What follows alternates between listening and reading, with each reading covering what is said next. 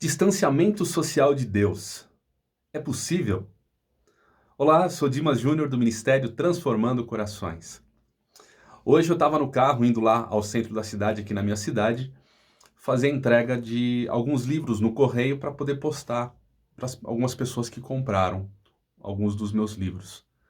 E eu estava ali na fila esperando, e aí uma senhora estava bem atrás de mim, ela falou assim: o senhor tá na fila? Aí eu falei assim, tô. E aí, automaticamente, ela já estava longe de mim, ela deu uma distância, assim, como um repúdio, né?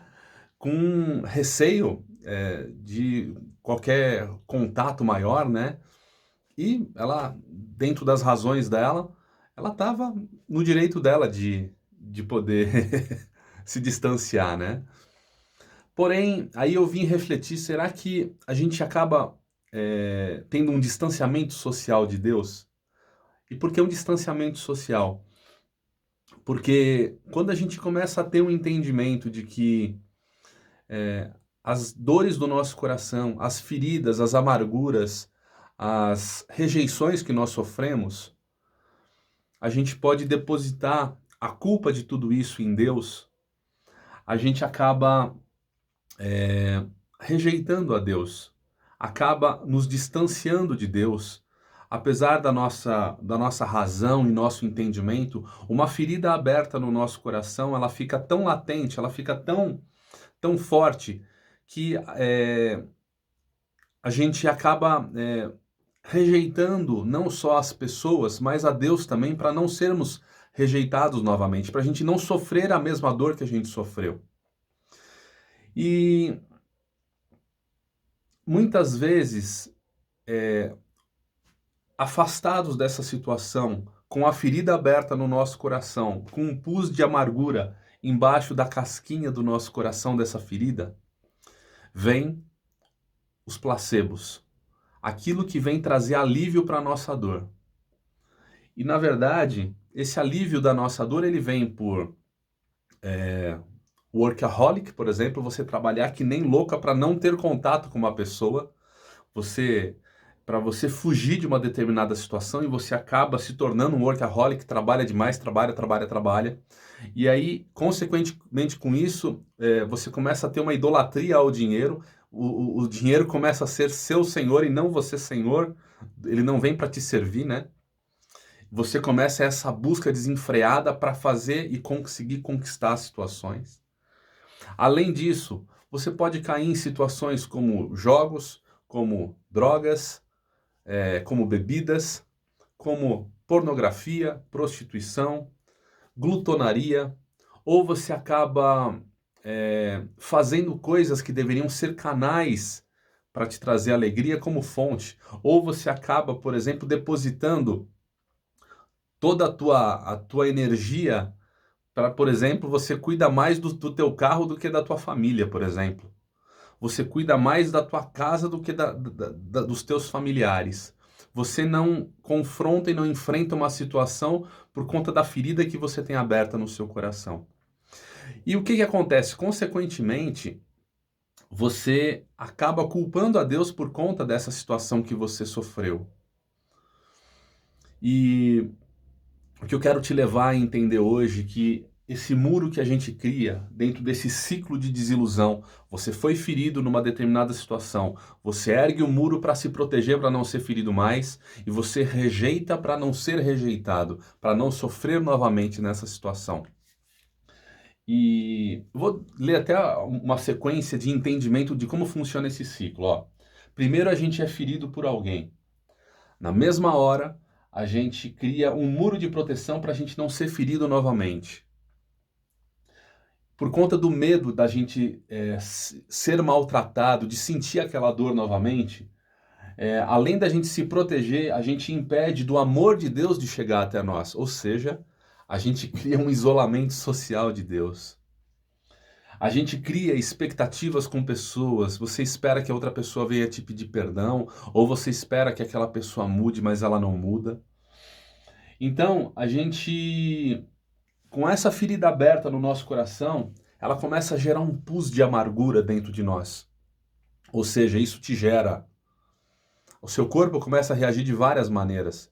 Começa a perder cabelo, psoríase, por exemplo, começa a ter um odor mais forte no seu corpo, você pode desenvolver determinadas outras doenças que são reações a respeito dessas feridas abertas no teu coração. Só que esse pus dessa ferida que está ali, ela só vai ficar infeccionando. E vai continuar infeccionando, deixando a gente duro, amargo de coração, com traumas, achando que a gente nunca vai ser curado nem sarado. Às vezes você foi tão maltratado ou tão maltratada que você culpa a Deus por isso. E, consequentemente, você se afasta dele. Você se afasta do melhor amor que você pode receber. Só que a gente tem que discernir algumas coisas com relação a isso. Só que o que acontece? Atrás desse muro de ferida que você tá, Satanás vem com uma bandeja de pecados para poder te acusar, te afastar de Deus. Ele vem, você fica tão vulnerável que você cai e se afunda no pecado cada vez mais. Aquilo que diante de Deus é pecado, você, consequentemente, não se acha digno de se achegar diante de Deus. Você não se acha que você sujo com o pecado, você não tem o direito de chegar diante de Deus. E eu quero te falar que isso é uma mentira do diabo. Porque a palavra de Deus fala lá no livro de Miqueias que o Senhor, ele perdoa os nossos pecados e lança no mar do esquecimento, e ele não volta atrás. O Senhor, ele fala na palavra dele que se a gente for com verdade no nosso coração, arrependido dos nossos pecados, ele limpa as nossas vestes. Só que você tentar isso por qualquer meio não adianta, a não ser por Jesus. Porque Jesus foi o único que deu a vida dele por você. Jesus estava com o Senhor na sua glória. E a palavra fala que ele enviou o seu filho. Ele gerou Jesus no ventre de Maria sem pecado. É como se fosse uma primeira inseminação. Não tem a semente de José. Não tem a semente do pecado que nós herdamos de Adão. Porque Adão foi a primeira aliança com Deus. Só que Adão decidiu pecar. Ele deu ouvidos a Satanás. E a palavra fala que nós herdamos isto. Essa semente do pecado, todo homem herda. Por isso que nós já nascemos separados de Deus. Então, quando a gente tem esse entendimento que Jesus veio, foi gerado sem pecado, nasceu sem pecado, viveu, foi julgado, crucificado, morreu e foi ao inferno e saiu de lá com as chaves da morte e do inferno, porque ele não pôde reter ele. Por isso que todo aquele que nele crer em Jesus, nesta obra que ele levou na cruz com seu sangue derramado, levou sobre si todos os pecados, os nossos pecados, todas as nossas... A palavra de Deus fala que Jesus sentiu a nossa dor. Ou seja, pode ser a maior dor que você sentiu. Eu não tenho como devolver aquilo que foi roubado de você. Eu não tenho como devolver aquilo que você sofreu. Mas Jesus, ele sentiu a sua dor. Você pode estar nessa situação aqui, ó, com seu coração arrebentado, ó, cheio de prego, cheio de ferida, amarrado. Só que Jesus, ele está esperando você. O Senhor, ele está unicamente esperando que você abra a tua boca para voltar ao colo do Pai. Tem lá no começo, no livro de Gênesis, fala que o Espírito Santo pairava sobre as águas, sobre as trevas, né? Que estavam em trevas. E bastou uma voz, haja. Era Jesus falando, haja. Ele era o verbo. Jesus é o verbo, haja. E houve. Começou a haver vida. O Senhor só está esperando que você abra a sua boca e clame por Ele para que haja vida novamente em você. Você pode estar aqui em uma dessas situações e quanto mais afundado na tua dor, na tua ferida, mais você está próximo dos pecados e o espírito de rejeição vai agir para você rejeitar primeiro para não ser rejeitado, para você não sentir novamente a dor. Ou seja, é tudo placebo, alívio da tua dor. Mas o Senhor está te chamando hoje para você encarar de frente as tuas dores, para permitir que Ele possa curar o teu coração. Ou seja, a gente cria fortaleza na nossa mente. O Senhor permitiu, mas o Senhor, ele é justo. O Senhor é justo, o Senhor, ele não pode tocar naqueles, é o nosso livre-arbítrio. E todos nós sofremos a mesma consequência do pecado. Ou seja, e todos nós estamos vulneráveis a isso. Os meus pais, os meus avós, bisavós, os meus filhos estão vulneráveis a isso. Diante de um mundo que jaz no maligno, sofrermos essa situação. De sermos machucados, maltratados. É isso que eu quero bater nessa tecla para você. Você pode estar afastado de Deus socialmente porque você acha que Ele é o culpado da tua dor. Mas imagina uma situação, você está vendo aqui um ambiente cheio de luz. Pede para as trevas entrarem aqui. A escuridão não entra. A escuridão só existe se a luz daqui sair. Então, a luz saiu desse mundo, jaz no maligno. Mas a gente tem que chamar a luz novamente de volta para nós. Na nova aliança com Jesus. A minha sogra, ela falou para mim esses dias assim, a gente estava falando sobre a questão, né? A minha esposa pegou um resfriado, uma inflamação de garganta, e fica aquela coisa, é Covid, não é Covid, qualquer coisa do tipo. E a minha sogra falou assim, Júnior, ela me chama de Júnior, né?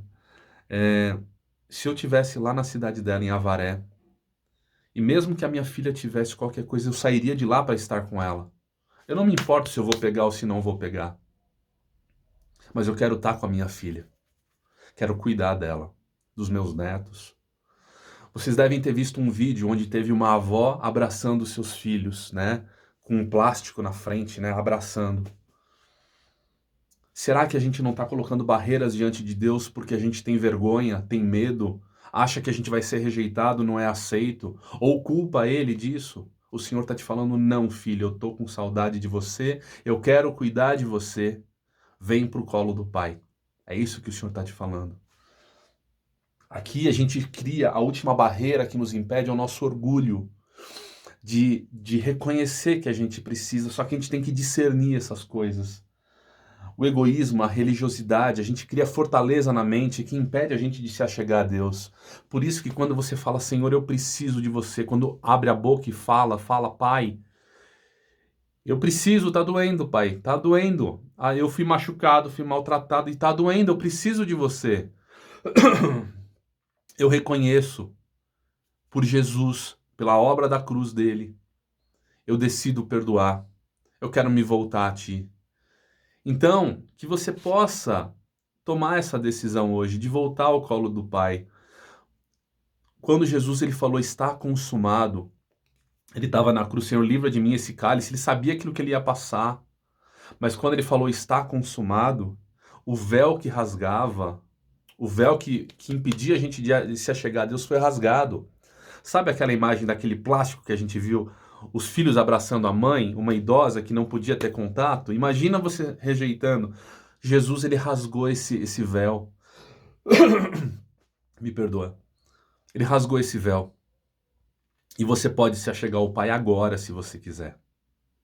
Basta você clamar ao Senhor por Jesus. Não tem outro caminho. Não tem outro que seja onipotente, onisciente, onipresente, que possa realizar esta obra, a não ser por Jesus, que é o nosso caminho, verdade e vida, e ninguém chega ao Pai senão por Jesus. Tiago 5,19, estou falando errado o versículo, acho que é 5,16, fala que quando a gente abre a nossa boca, a gente compartilha a nossa dor, a gente é curado.